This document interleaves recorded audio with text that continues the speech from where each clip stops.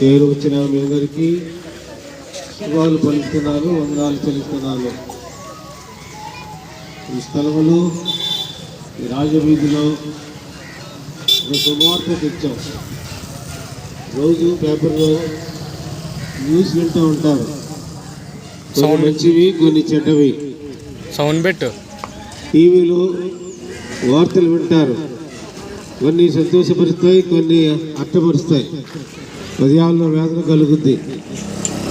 కానీ నేను తెచ్చిన సువార్త, ఈ చిన్నపిల్లలతో వచ్చిన ఈ సువార్త మనకి రక్షణ వార్త. యేసుక్రీస్తు ప్రభువారు అందరికీ ప్రభువారి వాక్యం రాయబడి ఉంది. ఒక దేశానికో, ఒక మతానికో, ఒక కులానికో, ఒక రాష్ట్రానికో కాదు. యేసుక్రీస్తు అందరికీ ప్రభు. కాబట్టి ఆ ప్రభు అయిన యేసుక్రీస్తు వారిని అంగీకరించాలని ఈ శుభవర్తమానాన్ని మీ వద్దకు మేము తేవడం జరిగింది. మనవాడి కదా, మనవారి కదా అనుకోవద్దు.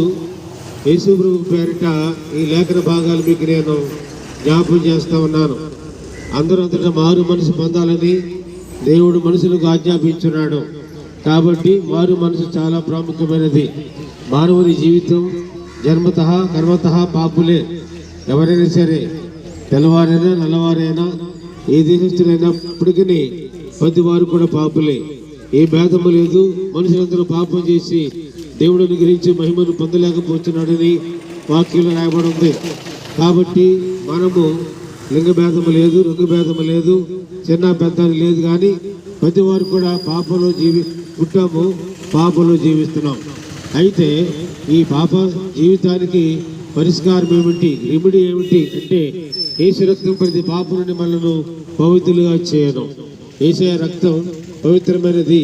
మానవ రక్తం పాపంతో కూడినది.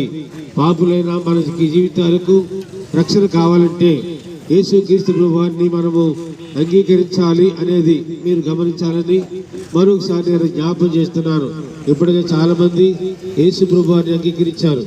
అయితే నా మనవి గమనించండి, ఇంకా యేసు ప్రభువారు రక్షకుడని, ఆయన ప్రభు అని ఏమాత్రం కూడా మీరు అంగీకరించకపోతే ఈ సాయంకాల సమయంలో మరొకసారి మీకు నేను జ్ఞాపకం చేస్తున్నాను. నేనే మార్గము, నేనే జీవము, నేనే సత్యమై ఉన్నాను. నా ద్వారా తప్ప ఎవరు పరలోక రాజ్యానికి చేరరు అని వాక్యంలో రాయబడి ఉంది. రెండు మార్గాలు, ఒకటి నరక మార్గం, రెండు పరలోక రాజ్య మార్గం.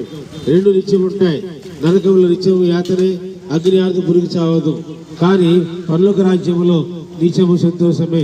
అలాంటి సంతోషకరమైన జీవితం మనము పొందుకోవాలంటే నేడే మీకు అనుకూల సమయం. ఈ సమయంలో మేము వస్తామని మీరు అనుకోలేదు, మేము రావాలని అనుకుని వచ్చాం.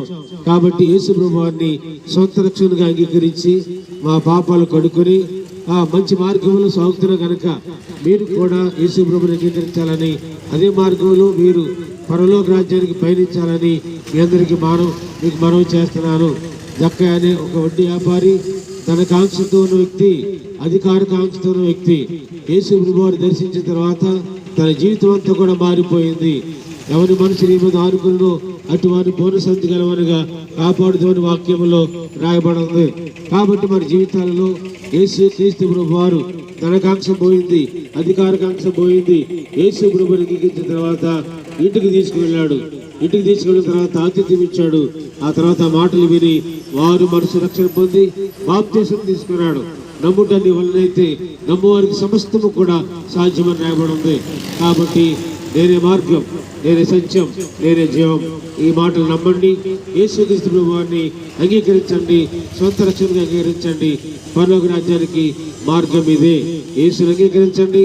యేసు యొక్క రక్తం మనకెంతో మేలు అనే సత్యాన్ని మీరు గమనించాలని మీకు మరొకసారి మనవి చేస్తున్నాను. మారు మనసు పొందండి. దీనికి పెట్టుబడి ఏమి లేదు. టెంకాయ కొనక్కర్లేదు, అరటిపళ్ళు కొనక్కర్లేదు, అగరబత్తి ఇవ్వక్కర్లేదు. మన ఉదయాన్ని యేసు ప్రభువారికి ఇస్తే చాలు. మన ఉదయంలో మార్పు వస్తే చాలు. యేసుని అంగీకరిస్తే చాలు. నీ జీవితంలో మొట్టమొదటి శాంతి ఉంటుంది. లోకములు ధనం ఇవ్వలేనిది శాంతి. లోకములో అష్టైశ్వర్యాలు కలిగి ఉండవచ్చు.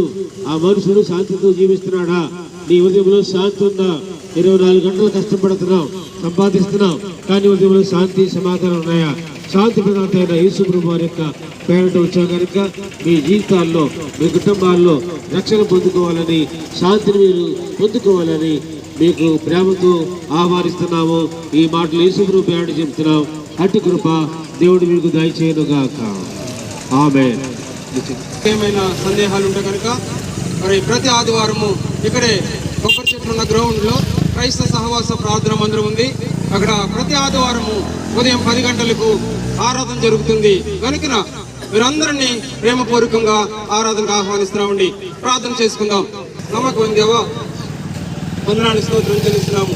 మీ ప్రేమను బట్టి నాయన మీరు దినము కానీ వీబీఎస్ వండే ఒకరోజు కార్యక్రమాన్ని మీరు ఘనంగా జరిగించినందుకు వందనాలు. ఈ సాయంకాల సమయంలో మరి నాయన ప్రభు బహిరంగ సువార్తగా ర్యాలీగా ఆయన ఈ ప్రాంతానికి వచ్చాము. మేము ఆయన బిడ్డలుగా మేము ఈ వాక్యాన్ని ప్రకటిస్తున్నాము. ఆయన ప్రకటించేది మీరు, నీరు కట్టి ఫలింపించేసేది మీరే ప్రభా. కానీ నేను వాక్యాన్ని మీరు కట్టి ఫలించేది ఆయన వారి హృదయాన్ని ఫలించినట్లు సహాయం కోరుకుంటూ ముందుకెళ్తుండగా మీ సహాయం కోరుకుంటూ యేసుక్రీస్తు నామములో స్తుతించి ప్రార్థించి వేడుకుంటున్నాం తండ్రి.